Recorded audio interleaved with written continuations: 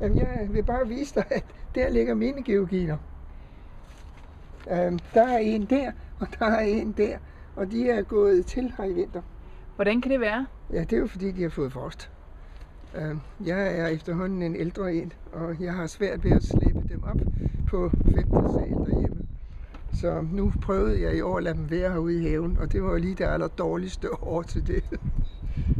Så derfor er de gået ud. Så jeg har ingen georginer i år. Første gang jeg skulle sætte dahlier ned i jorden i min have, der fandt jeg ud af, at jeg havde sat dem forkert, fordi de kom ikke op. Kan du forklare helt præcis, hvad det er, man gør? Ja, så nu er det jo så nemt her, fordi jeg har efterladt nogle af de gamle skud, der har stået der. Så jeg ved jo godt, at det der, det er opad.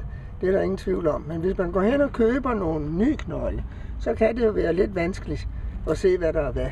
Og så må man jo næsten vende dem om og se, hvordan det ser ud. Og så finder man så de der ligner bundknolde, fordi de vender den vej opad.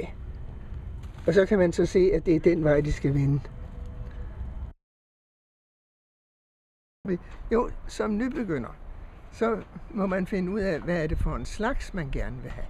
Og der må man jo kigge sig nøje om, også at finde ud af, hvad der kan klare sig bedst. Altså, der er nogen, der er mere sarte end andre.